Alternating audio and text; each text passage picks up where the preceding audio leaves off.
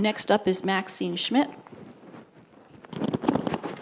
Maxine holds a BA and an MS in geology, that's micropaleontology, which is the study of tiny little dead things, and an MLS from Simmons Graduate School of Library and Information Science. She worked in the environmental and public health field for many years before obtaining her MLIS. She's currently the head of the Science and Engineering Library at the University of Massachusetts. Thank you. So I'm going to follow up a little bit on what they said. We did the ARL eScience Institute too, and we went to the Dallas Capstone, and I'm going to talk just a little bit about what went on there in some more detail too.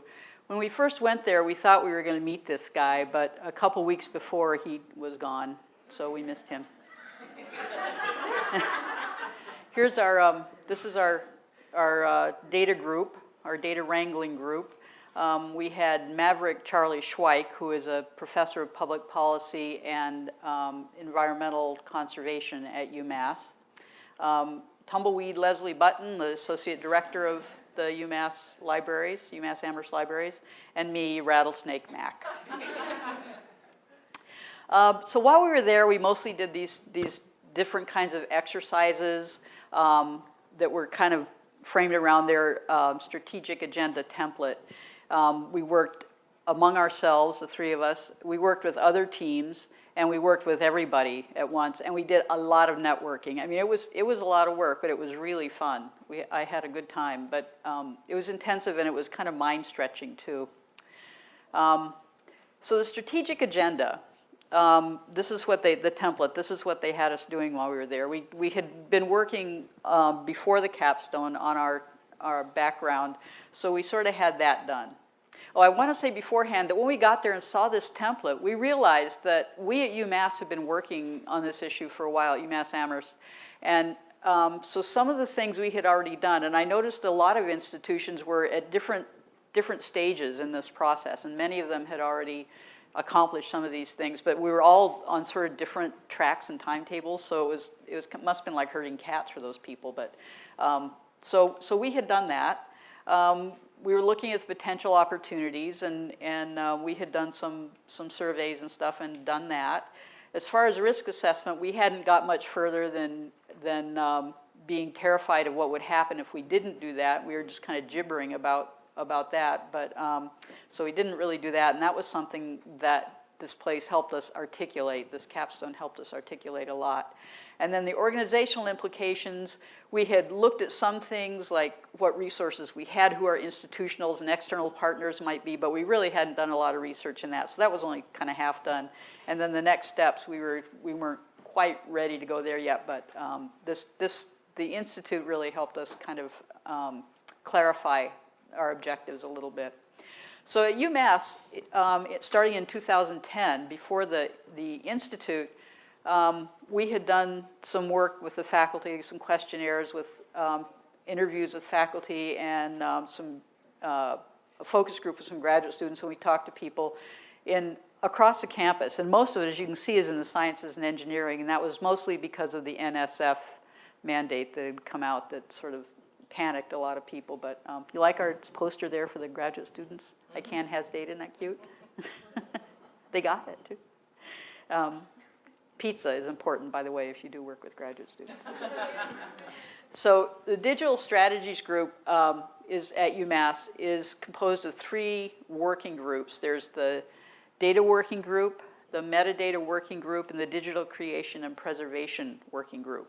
And the Digital Strategies Group is sort of the umbrella for all those. This is Rebecca's slide, and I'm not going to do too much explaining. There's a lot there, but you can see it's the sort of focus of it is just guide the development of digital resources at UMass Amherst. And this is sort of how it works. There are representatives from at the top there from all those units at the libraries, Information Resources Management, Access, Circulation, ILL, Special Collections, University Archives, Scholarly Communication, the Image Collection Library, the Science Library, and Library Systems. And all these people comprised of membership of the Digital Strategies Group and of the 3 working groups below it. The collections that we're concerned with are in special collections and archives, for instance, are the library collections. Scholarly communication is our institutional repository and other kinds of university scholarly outputs. The image collection library is the teaching collection, image collection, and then the science library is an example of a disciplinary repository.